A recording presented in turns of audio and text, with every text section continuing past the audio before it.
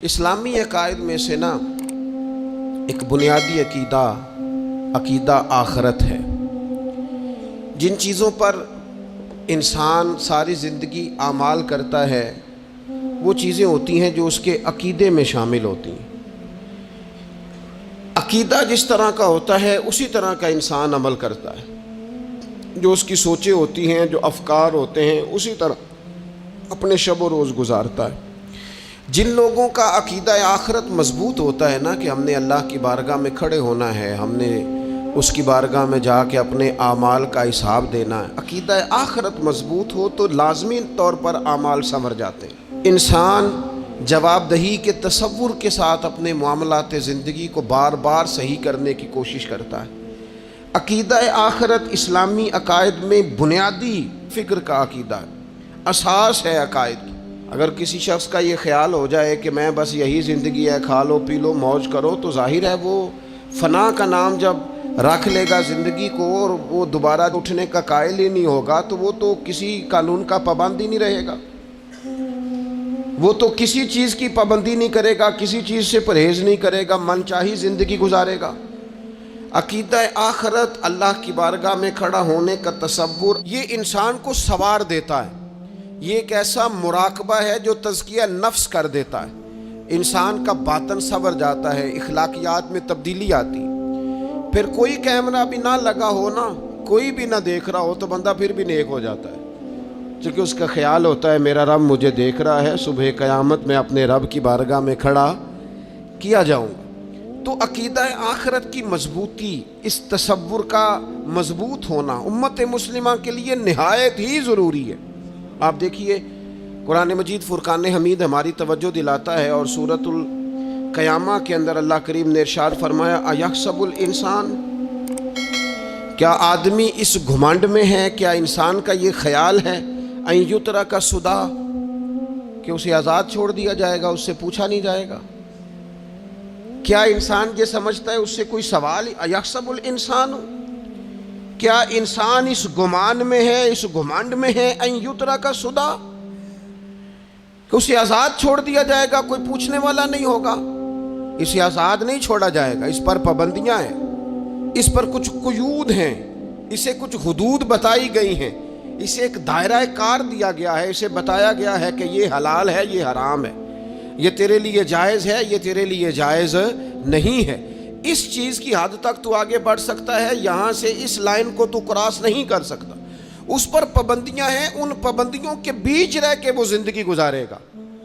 اور یہ بھی یاد رکھے، یہ آیت ایک دوسرا معنی یہ دیتی ہے کہ یہ مت سمجھے کہ صبح قیامت اسے چھوڑ دیا جائے گا، اس سے پوچھا جائے گا، اس سے سوال کیا جائے گا۔ اللہ کی بارگاہ میں جب یہ کھڑا ہوگا تو اسے اپنے اعمال کا حساب دینا ہو۔ لازمی طور پر ایک عدالت صبح قیامت لگے گی، جس عدالت میں مجرم پیش ہوں گے، انہیں اپنے جرموں کا حساب دینا ہے، ظالموں کو کھڑا کیا جائے گا، ان سے ان کے ظلم کے بارے میں باز پرس ہوگی۔ تو لازمی طور پر عقیدہ آخرت کی مضبوطی انسان کو مضبوط کرتی ہے، اس کے اعمال پر پیرے بیٹھ جاتے ہیں، وہ پھونک پھونک کر قدم رکھتا ہے، سوچ کر جملے بولتا ہے، وہ کوئی بھی معاملہ کرتا ہے تو اس میں اس کا خیال ہوتا ہے کہ میں نے دنیا سے چلے جانا ہے، میرے پاس پتہ نہیں کتنا وقت بچا ہے، لہٰذا مجھے آخرت میں پیش ہونا ہے اپنے معاملات کی آسانی کے لیے، وہاں کی آسانی کے لیے میں یہاں تھوڑا سوچ سمجھ کے چلوں۔ رب فرماتا ہے تجھے ایسے ہی آزاد نہیں چھوڑا جائے گا، آزاد پنچھیوں جیسی زندگی نہ گزار، صبح قیامت کے معاملات کو پیش نظر رکھ، اس پر غور کر۔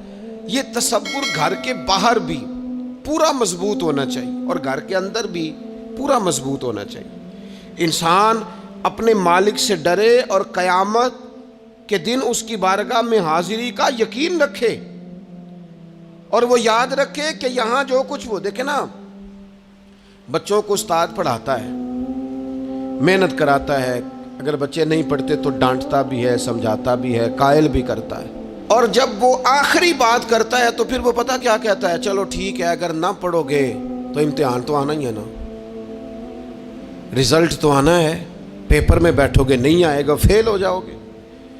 یہ لاسٹ پر یہ بات ضرور ہوتی ہے، اور یہ امتحان دینے کا تصور اور امتحانی سینٹر میں جانے کا خیال طالب علم کو مجبور کرتا ہے کہ میں اسباق تیار کروں، میں بار بار اس پر غور کروں، میں کتاب کو سمجھوں، میں اس کو حل کروں چیزوں کو، تاکہ جب میں مرکز میں جاؤں پرچہ دینے کے لیے امتحانی سینٹر میں تو پھر مجھے پریشانی کوئی نہ ہو۔ بس سمجھانے کے لیے بات عرض ہے کہ یہاں لوگوں کو بتایا جاتا ہے، قائل کیا جاتا ہے یہ حلال ہے، یہ حرام ہے، یہ تیرے لیے ٹھیک نہیں ہے، یہ تیری حدود ہیں، یہ تیرے قیود ہیں، یہ تیرا دائرہ کار ہے۔ لیکن اگر پھر بھی کوئی بندہ باز نہ آئے، پھر بھی کوئی شخص باز نہ آئے، تو پھر اس کو کہا جائے گا صبح قیامت اللہ خود حساب لے لے گا، پھر تجھے مالک اپنے سامنے کھڑا کرے گا، ثم لتسألن یومئذ عن النعیم، پھر وہ تجھ سے ایک ایک نعمت کے بارے میں سوال کر لے گا، پھر تجھے جواب دینا ہوگا۔ تو اس تصور کو اپنی زندگی میں لاگو کریں کہ ہم نے مرنا ہے، اللہ کی بارگاہ میں جان، اس تصور کو پوری طور پر طاری کریں اپنے ذہنوں میں۔ یہ جو رسمی سی بات ہے نا، پتہ نہیں کب چلے جانا ہے، جو جانے والے ہوتے ہیں ان کی کوئی تیاری بھی ہوتی ہے، جن کو پتہ ہوتا ہے نا وہ رمضان المبارک میں نا کئی دفعہ ایسا ہوتا ہے کہ ٹکٹیں نہیں مل رہی ہوتی ہیں اور عمرے کے ویزے لگ چکے ہوتے ہیں، تو ایجنٹ کہہ دیتے ہیں جانے والوں کو کہ تیاری رکھنا، کسی وقت بھی میرا فون آ جائے گا۔ تو لوگوں نے بیگ باندھ لیے ہوتے ہیں، سامان تیار کر لیا ہوتا ہے، سارے انتظامات کر کے رکھے، کیوں کہ پتہ نہیں کس وقت بلاوا آ جائے گا۔ تو روز کہتا ہے پتہ نہیں اللہ کی جانب سے کس وقت بلاوا آ جائے گا۔ پھر اپنی تیاری بھی تو یار کچھ بتانا، میں بھی بتاؤں آپ بھی بتائیں، پھر ہم اپنے آپ سے یہ بھی تو سوال کریں نا کہ جہاں اچانک جانا پڑے اس کے لیے تیاری ہوتی ہے، ہماری تیاری کیا ہے؟ اگر اچانک جانے پڑے اس کی بارگاہ میں کیا تیاری؟ روز دیکھ رہے ہیں نا، کچھ لوگ روڈ پہ چڑھے تھے پہنچ نہیں سکے، ہاسپٹل گئے تھے پہنچ نہیں سکے، کچھ لوگ کسی فیلڈ میں کام کر رہے تھے ڈگری نہیں مل سکی، جا ہی نہیں سکے، وقت آ گیا۔ تو اگر وہ ٹائم آ جاتا ہے اس کی بارگاہ میں حاضر ہونا پڑ جاتا ہے، تیاری کیا ہے؟ نبی پاک علیہ الصلوۃ والسلام گھر کے اندر اپنے گھر والوں کی تربیت کے لیے اور تعلیم امت کے لیے ایک دعا مانگتے تھے۔ حضرت عائشہ صدیقہ کہتی ہیں حضور دعا مانگتے تھے، مشکات میں موجود ہے۔ کیا دعا تھی؟ اللہم حاسبنی حسابا یسیرا، اے اللہ ذرا حساب آسان کر کے لینا۔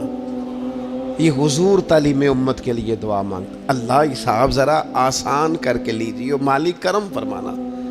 تو حضرت عائشہ صدیقہ رضی اللہ تعالیٰ عنہ ارشاد فرماتی ہے، میں نے عرض کیا یا رسول اللہ صلی اللہ تعالیٰ علیہ وسلم یہ آسان حساب کا کیا مطلب ہے؟ تو حضور فرمانے لگے عائشہ آسان حساب کا مطلب یہ ہے کہ رب کریم بندے کے نامہ اعمال پر نظر ڈالے گا اور پھر اللہ تبارک و تعالیٰ اس سے درگزر فرما دے گا۔ یہ آسان حساب ہے، پتہ مالک کو ہے اس نے کیا کیا ہے، پر کریم ہے نا۔ عدل کریں تے تھر تھر کمبن، اچیاں شانہ والے تے جے فضل کریں تے پھر بخشے جامن میرے جے منہ کالے، نظر کرے گا پھر معاف فرما دے گا۔ اور حضور فرماتے عائشہ یاد رکھو جس سے اس نے حساب لیا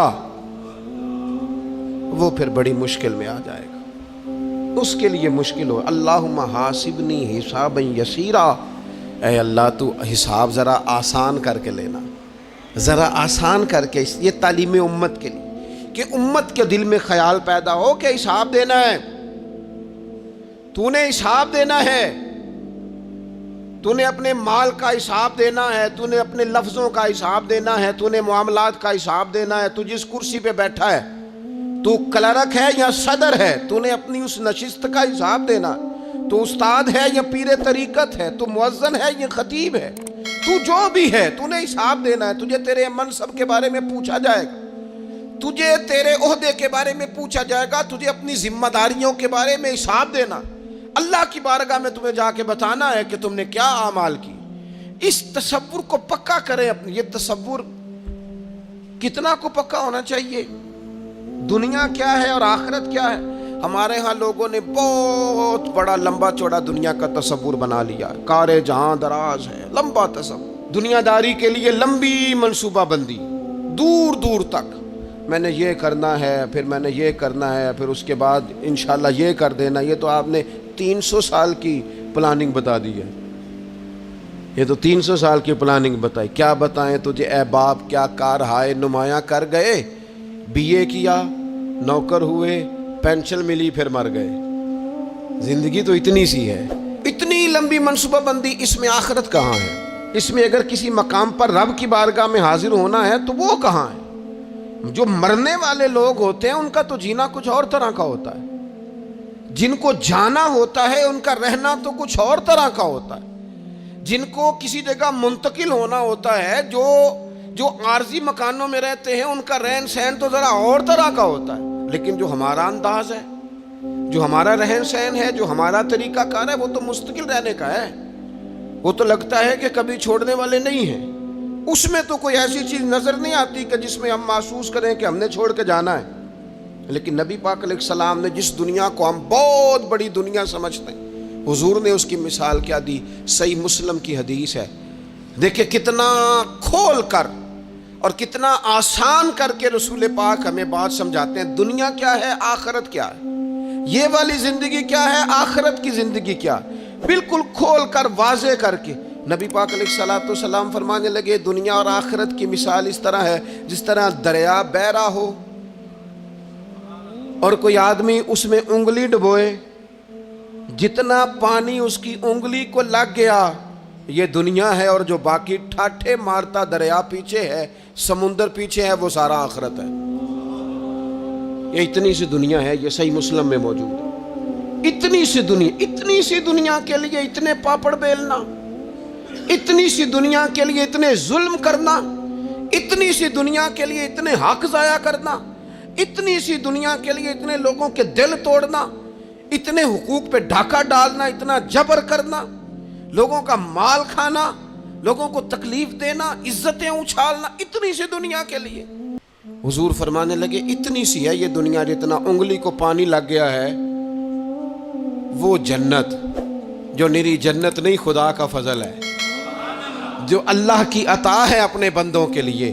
میرے کریم فرمانے لگے اس جنت میں وہ نعمتیں ہیں نہ کسی آنکھ نے دیکھی, نہ کسی کان نے سنی, نہ تمہارے دل پر کبھی خیال ہی گزرا ہوگا کہ ہمارا رب ہمیں یہ جی عطا فرمانے والا ہے.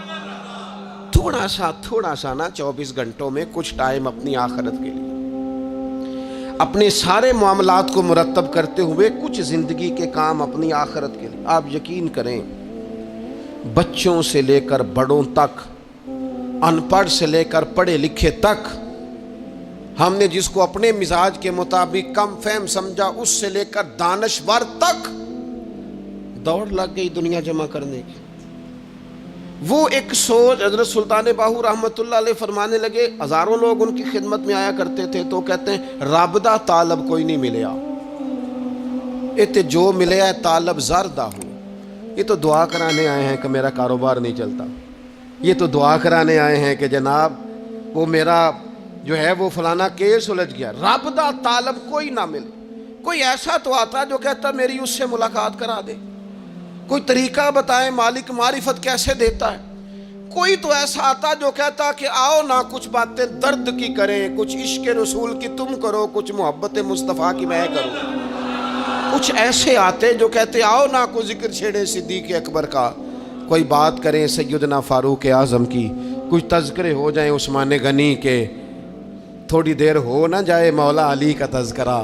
کچھ لوگ ہوتے نا ایسے جو اس طرح کے ہوتے, لیکن وہ ہر وقت دنیا داری, ہر وقت. اچھا کہیں اکتاتے بھی ہیں نا, تھک گئے کاروبار کر کر کے, کہیں اکتاتے بھی ہیں تو کرتے کیا ہیں, سیر کرنے چلے جاتے ہیں.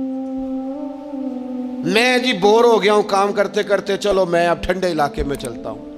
کبھی تو ایسا ہونا تو کہے میں نے بچوں کو بھی وقت دیا ہے, دوستوں کو بھی دیا ہے, یاروں کو بھی دیا ہے, صحت کو بھی دیا ہے, میں نے ٹائم اپنے شوق کو بھی دیا ہے, اب میں کسی کو ٹائم نہیں دوں گا, یہ چند گھنٹے میں صرف رب رسول کی بارگاہ میں حاضری دوں گا. تو ذرا جم کے قرآن پاک پڑھے, تو ذرا ذوق سے درود پاک پڑھے, تو ذرا شوق سے میرے محبوب کی نعت سنے, تو سارا زمانہ بھول جائے اور تو رج رج کے دعا مانگے اپنے رب کی بارگاہ میں, اپنی پریشانیاں عرض کرے, اپنے اندر کی کیفیت بیان کرے. دل جو سخت ہو گیا ہے, ذہن جو سخت ہو گیا ہے, جو طبیعت میں وہ نورانیت نہیں آ رہی, اس کی تو بات کرے.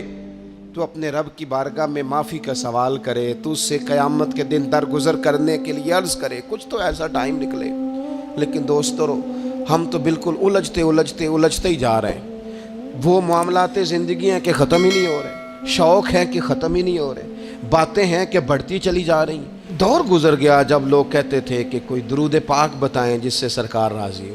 ایک کی مسئلہ ہے، کام نہیں چلتا۔ ایک صاحب آئے، کام نہیں چلتا۔ میں نے کہا سورہ واقعہ پڑھا کریں۔ کہتے ہیں حضرت میں بڑی دیر سے پڑھ رہا ہوں۔ میں نے کہا چلیں کوئی صدقات دے کے دیکھ لیں۔ کہنے لگے بڑی دیر سے دے رہا ہوں۔ میں نے انہیں ایک اور وظیفہ بتایا، کہنے لگے یہ بھی مجھے کسی نے بتایا تھا، بڑی دیر سے کر رہا ہوں۔ تو میں نے انہیں کہا پھر میری ایک ناقص رائے یہ ہے کہ سارا کچھ کرنے کے بعد اگر ابھی تک پھر بھی آپ سمجھ رہے ہیں نا آپ کی مرضی کے مطابق آپ پر دروازے نہیں کھل رہے، پھر آپ صبر کریں۔ جو میرا رب چاہتا ہو اس پہ راضی رہ کے دیکھیں، پھر ذرا راضی رہ کے دیکھیں، پھر دیکھیں کہ مالک کا فیصلہ کیا ہے۔ وہ آپ کے حق میں کوئی رحمت والا فیصلہ ہی فرمائے گا، پھر ذرا انتظار کر کے دیکھیں، پھر ذرا صبر کر کے دیکھیں۔ پھر وہ کہتا وَبَشِّرِ الصَّابِرِينَ، محبوب یہ جنہوں نے صبر کیا ہے انہیں میری رحمت کی خوشخبری سنا دو۔ پھر وہ کہتا ہے باقیوں کے پاس مال ہوگا، دولت ہوگی، اقتدار ہوگا، بڑا کچھ ہوگا، ان اللہ مع الصابرین، صبر کرنے والوں کے ساتھ رب کریم ہوگا۔ پھر ذرا ٹھہر ہی جائیں، پھر تھوڑا حوصلہ ہی کر لیں، پھر اس کے فیصلے کا ذرا انتظار کر کے دیکھیں۔ ہم نا من چاہیے زندگی کے پیچھے پریشان ہیں اپنی آخرت کے، اور آخرت کرتی کیا ہے؟ جب آپ کا آخرت پر یقین پکا ہو جاتا ہے نا، پھر لازمی طور پر انسان کے اعمال سنورتے ہیں۔ آپ یقین کریں سنورتے ہیں، 100% سنورتے ہیں۔ آپ آخرت پر جتنا یقین، حضرت عمر کا آخرت پر یقین پکا تھا نا، دنیا میں مکان ہی کوئی نہیں بنایا، پکا تھا۔ سیدنا مولا علی شیر خدا امیر المومنین بھی ہو گئے تو طامت پھر بھی پھٹی ہوئی تھی، پکا یقین تھا نا کہ اللہ نے ہمارے لیے آگے بڑی نعمتیں تیار کی ہوئی ہیں۔ حضور نے آ کے فرمایا تھا نا کہ عمر میں تیرا گھر دیکھ آیا ہوں جنت میں، یقین پکا تھا نا بڑا کچھ ملنے والا ہے۔ تو جن لوگوں کا پکا ہونا کہ میرا دیس میں گھر ہے، وہ پردیس میں بلڈنگیں نہیں بنایا کرتے، ان کو پتا تھا کہ ہمارے دیس میں گھر بنے ہوئے ہیں، لہٰذا یہاں وہ کسی پریشانی کا شکار۔ اور دوسرا، جب بندے کا آخرت پر یقین پکا ہو جاتا ہے نا، ایک بات آپ نے ضرور ذہن میں رکھنی ہے۔ ہمارے محدثین نے لکھا ہے جس بندے کا صرف دنیا داری میں جینے کا مزاج ہو جاتا ہے نا، وہ بزدل ہو جاتا ہے، اور جس کا خیال ہوتا ہے نا زندگی عارضی ہے، صبح قیامت دوبارہ اٹھوں گا، وہ بندہ بہادر ہو جاتا ہے۔ جس کا خیال ہے نا یہی کچھ ہے، کھا لو پی لو بس، یہ زندگی ختم ہو گئی تو ختم ہو گئی، مر گئے تو مر گئے، ختم ہو گئے، فنا ہو گئے، ان لوگوں کا مزاج بزدلانہ ہو جاتا ہے، جرت مند نہیں رہتے۔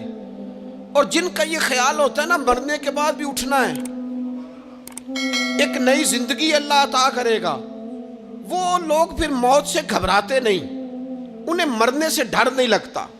پھر موت کا لفظ کوئی بندہ سنا کہ انہیں بلیک میل نہیں کر سکتا، وہ بندے طاقتور ہو جاتے، باہمت ہو جاتے۔ حضرت جابر بن عبداللہ فرماتے ہیں، بخاری میں حدیث ہے، فرماتے ہیں ایک احد والے دن ایک صحابی کھجور کھا رہے تھے، تو کھجور کھاتے کھاتے انہوں نے نبی پاک صلی اللہ تعالیٰ علیہ وسلم کی خدمت میں عرض کی، حضور اگر میں آج شہید ہو جاؤں تو کہاں جاؤں گا؟ تو محبوب فرمانے لگے میرا رب اپنے فضل سے تجھے جنت عطا کرے گا۔ حضرت جابر بن عبداللہ رضی اللہ تعالیٰ عنہ فرماتے ہیں اس بندے نے کیا کیا، اس نے نا کھجور جتنی کھا لی تھی کھا لی، باقی نکال دی منہ سے، تلوار لی، میدان میں گئے، شہید ہو گئے۔ سبق ہمیں کیا دیا؟ کہنے لگے جب مرتے ہی اللہ تعالیٰ جنت عطا کرے گا، پھر کھجور کھاتے کھاتے رہنے والی دیر بھی کیوں کرنی ہے؟ پھر چھوڑو، جنت میں جا کے اللہ کے دیے ہوئے انعام کھائیں گے۔ کھجور کھانے کی بھی دیر برداشت نہیں کی۔ یہ آخرت کا اجر، آخرت میں رب کی بارگاہ میں کھڑے ہونے کا تصور بندے کو طاقتور کر دیتا۔ وہ بزدل، اقبال کیا کہتے ہیں؟ اقبال کہتے ہیں موت کو سمجھے ہیں غافل اختتام زندگی، یہ ہے شام میں زندگی، پھر صبح دوام زندگی۔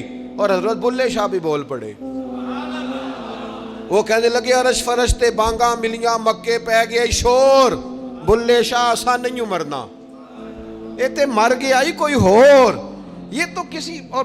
پھر ایک اور درویش بولے، وہ کہنے لگے وارث شاہ او کدو مر دے، وارث شاہ او کدو مردے جنہ کیتیاں نیک کمائیاں نے، وہ تو اللہ کی بارگاہ میں انعام پاتے ہیں. ایک پل ہے موت، اس پل سے گزرتے ہیں، پھر رب کا فضل انہیں ملتا ہے.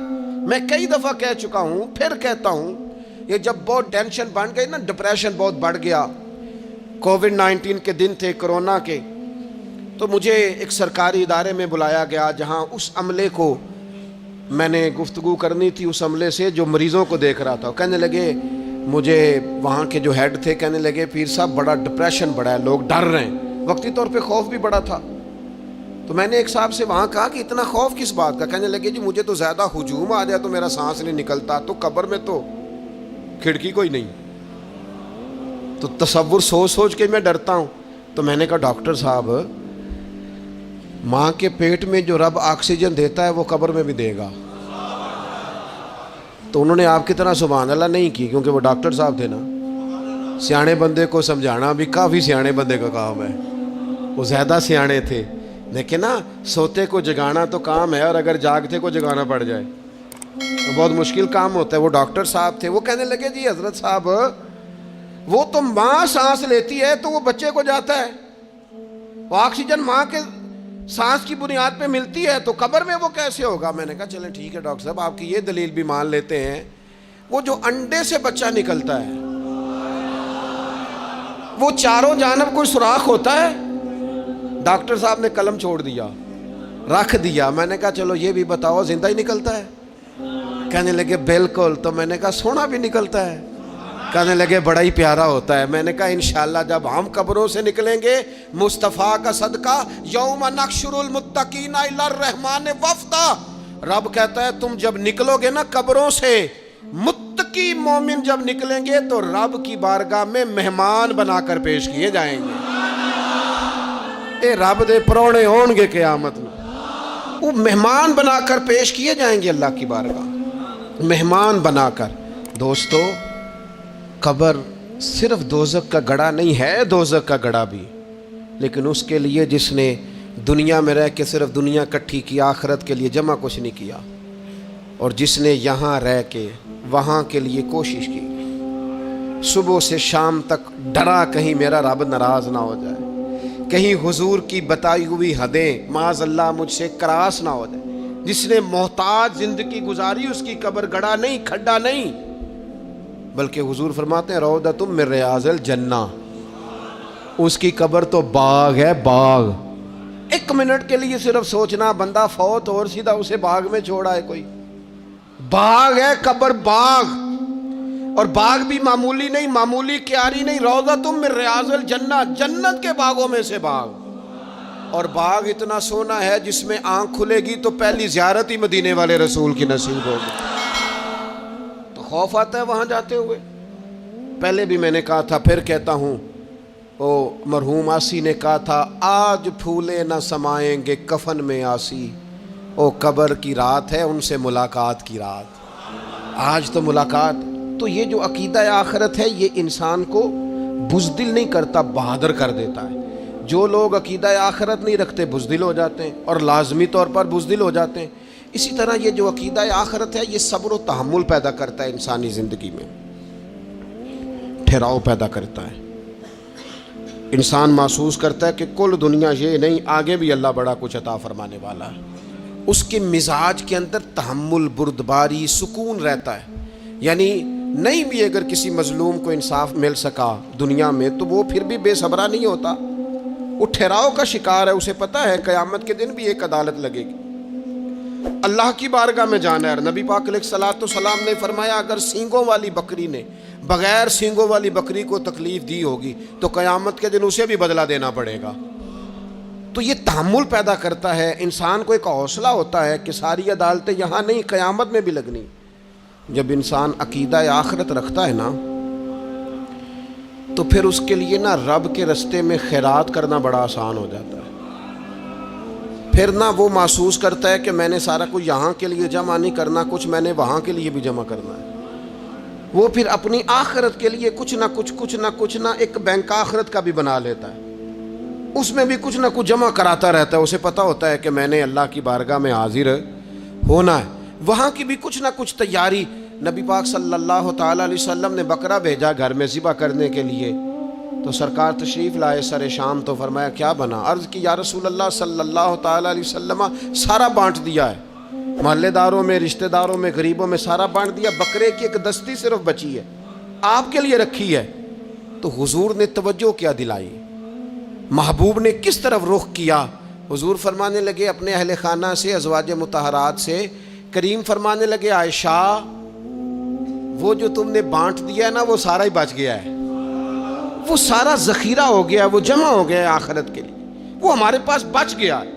یہ جو تم سمجھتے ہو نا یہ بچا کے رکھا ہے، یہ تو ہم استعمال کر لیں گے، وہ ہم نے سیو کر لیا ہے، وہ بچ گیا ہے۔ حضرت ابو ذر غفاری رضی اللہ تعالیٰ عنہ اپنے خادم سے کہنے لگے کہ مجھے پتہ چلا ہے یہاں فلاں جگہ کچھ غریب لوگ آئے ہیں، تو اس طرح کرنا، جو اچھا اونٹ ہے نا میرے اونٹوں میں سے، اچھا اونٹ وہ ذبح کر کے نا تو ان سارے گھروں میں تقسیم کر دو، جتنا گوشت وہاں بھیجو گے اتنا ہی میرے گھر میں بھی بھیج دینا۔ آپ کا وہ خادم کہتا ہے میں نے اپنی سمجھ کے مطابق اچھا اونٹ ذبح کر کے گوشت بنا کے میں نے بانٹا، اور میں نے اس طرح کیا کہ وہ حضرت ابو ذر غفاری کے گھر بھی اتنا ہی گوشت بھیجا جتنا تمام غربا کے ہاں میں نے بانٹا تھا۔ شام کو جناب ابو ذر غفاری اپنے اونٹوں کے باڑے میں آئے جہاں باندھا کرتے تھے اپنی حویلی میں، تو آ کے دیکھا کہ وہ سرخ بہترین اونٹ جو سب سے بہترین تھا وہ تو کھڑا ہے۔ تو آپ اپنے خادم سے کہنے لگے میں نے تمہیں کہا تھا جو سب سے اچھا ہے اس کو ذبح کرنا، تو وہ کہنے لگا حضور وہ باقیوں میں سے سب سے اچھا تھا، اس سے ہی تھوڑا سا کمزور تھا، اور یہ تو آپ کی سواری کے لیے ہے نا، یہ تو آپ کے کام آتا ہے، اس پہ تو آپ سفر کرتے ہیں، اس لیے میں نے اسے چھوڑ دیا، اور اس کے بعد جو سب سے اچھا تھا وہ میں نے ذبح کر دیا۔ تو حضرت ابو ذر غفاری فرمانے لگے تو شاید سمجھا نہیں، میں اسے بھی سواری کے لیے رکھنا چاہتا تھا پر اپنی آخرت کی سواری کے لیے۔ میرا دل تھا وہ جو آخرت میں سفر کرنا ہے نا، دشوار گزار گھاٹیاں ہیں، ان گھاٹیوں کے لیے وہ اونٹ میرے کام آ جائے گا، لہذا میں نے تجھے کہا تھا جو سب سے بہتر ہو وہ دے دینا تاکہ ذرا میری آخرت کی سواری بن جائے، تاکہ میں ذخیرہ کر لوں۔ بڑا دیا بال بچوں کو، بڑا دیا بہن بھائیوں کو، بڑا دیا دوست احباب کو، بڑے قرضے دیے ادھر ادھر، لیکن ساری زندگی دیے، ایک موقع پر صرف آپ نے کسی کو انکار کیا نہ، ایک موقع پر، تو وہ پچھلے جو 99 دفعہ آپ نے دیا ہوتا ہے وہ اس کا بھی منکر ہو جاتا ہے، وہ کہتا ہے تو نے کدی کام تے کام ہی نہیں آیا، وہ تو نے تو میری امید ہی توڑ دی۔ وہ سارے شکوے ساری زندگی کہاں خرچ کر دی بلا، کس مقام پر؟ اور یہاں حال یہ ہے کہ حضور فرماتے ہیں جب تو صدقہ دیتا ہے تو رب اسے اپنے دستے قدرت میں لیتا ہے، اور اس طرح تمہارے صدقے کو پالتا ہے جس طرح تم اپنے گھر میں بچھڑا نہیں پالتے، اس طرح صبح قیامت تمہیں وہ نتیجے کے طور پر پلا ہوا صدقہ ملے گا۔ ہم اپنی آخرت کو چونکہ اس لیول پر یقین نہیں لاتے الا ماشاءاللہ، لہٰذا اس کی تیاری کے لیے ذخیرہ نہیں کرتے۔ اپنی آخرت کی تیاری کے لیے ذخیرہ کریں اور کوشش کریں کہ اور یہ عقیدہ اپنی اولادوں میں، اپنے متعلقین میں، اپنے احباب میں اس کو راسخ کریں۔ کوئی نہ کوئی بات عقیدہ آخرت کی، قیامت کی ضرور اس کا تذکرہ کریں، ان باتوں کو اپنی زندگی کا حصہ بنائیں۔ اگر عقیدہ آخرت نہ ہو تو دنیا کی ساری چیزیں ویسے ہی لوگوں کو عجیب لگنے لگ جائیں۔ اگر کوئی قیامت ہی قائم نہ ہو تو مظلوم رہ گیا، ظالم نے تو پھر ظلم ہی کمایا، وہ تو پھر دندناتا پھرے گا۔ تو رب کہتا ہے اَيَحْسَبُ الْإِنسَانُ أَن يُتْرَكَ سُدًى، کیا انسان سمجھتا ہے کہ اسے یوں ہی چھوڑ دیا جائے گا، کوئی اسے آزاد ہی چھوڑ دیا جائے گا، کچھ پوچھا ہی نہیں جائے گا؟ صبح قیامت سوال ہوں گے، رب کی بارگاہ میں حاضری ہوگی، اللہ کے حضور سوالات کے جواب دینے ہوں گے۔ لہٰذا اپنی زندگی کے اعمال کو مرتب کرتے وقت، کوئی بھی کام کرتے وقت ایک تصور ضرور ذہن میں رکھیں کہ مجھے صبح قیامت اس کا حساب دینا ہے۔ یہ جو جواب دہی کا تصور ہوتا ہے یہ انسان پر پہرے دار ہوتا ہے، یہ اس کو مضبوط کرتا ہے، اس کی عقیدے کی بنیادیں اس کے عمل کو طاقتور کر دیتی ہیں۔ لہٰذا عقیدہ آخرت اپنے بچوں میں، آنے والی نسلوں میں، آپ دیکھیں حضور نے یہ عقیدہ آخرت مضبوط کر دیا تھا نا، تو پھر سیدہ فاطمہ الزہرا نے کچے مکان میں ساری زندگی گزار دی۔ پھر محبوب پاک نے دیکھا کہ وہ اونٹ کے بالوں کی بنی ہوئی چادر اوڑھ کے چکی پیس رہی ہیں، تو محبوب نے یہ نہیں فرمایا کہ اللہ آسانی کر دے گا، اچھا وقت آ جائے گا تو فکر نہ کرنا یہ مشکل، نہ محبوب کریم نے فرمایا فاطمہ دنیا میں تھوڑی مشقت برداشت کرو، اللہ آخرت کی ساری سعادتیں آپ کو ہی عطا فرمائے گا۔ گویا کریم نے فرمایا آپ کو یوں ہی زندگی گزارنی ہے، یہی طرز رکھنی ہے، اسی طرح ہی آپ کو وقت گزارنا ہے۔ جو آرام کا وقت ہے وہ اللہ تعالیٰ جنت میں عطا کرے گا۔ عقیدہ آخرت کی مضبوطی تھوڑا سا، ہمارے ایک بڑے قریبی دوست تھے، بڑا میرا ان سے پیار تھا، 34.5 سال عمر، خود ہارٹ اسپیشلسٹ ڈاکٹر، لیکن یہ پچھلے ہفتے وہ مریضوں کو چیک کر کے نیچے آ کے دفتر میں بیٹھے ہیں۔ ایک تو لوگ کہتے ہیں نا ہسپتال پہنچ جاتا تو شاید بچ جاتا، تو ہاسپٹل کے اندر ہی تھے، اور ابھی چڑھتی جوانی، 34-35 سال عمر۔ لیکن کمال یہ تھا کہ میرے جیسے کئی لوگوں نے بھی آنسو اس لیے بہائے کہ اتنی چڑھتی جوانی میں اتنے خوبصورت ماحول کے اندر بھی انہوں نے مزاج خیر خواہی کا بنایا ہوا تھا، ہر شخص سے حسن کلام اور رب رسول کی طرف اپنا لگاؤ، نماز کی پابندی، جب بھی حال پوچھنا تو کہتے تھے اللہ اور اس کے رسول کا فضل ہے۔ تو اپنی زندگی میں جن لوگوں کا تصور آخرت مضبوط ہو جاتا ہے وہ کئی دفعہ جلدی بھی سمٹ کر چلے جائیں تو ان کے حق میں رحمت والے فیصلے ہوتے ہیں۔ اللہ تعالی ہمیں سمجھنے کی توفیق عطا کرے۔ اللهم صل على محمد وعلى آل محمد كما صليت على إبراهيم وعلى آل إبراهيم إنك حميد مجيد. اللهم بارك على محمد وعلى آل محمد كما باركت على إبراهيم وعلى آل إبراهيم إنك حميد مجيد.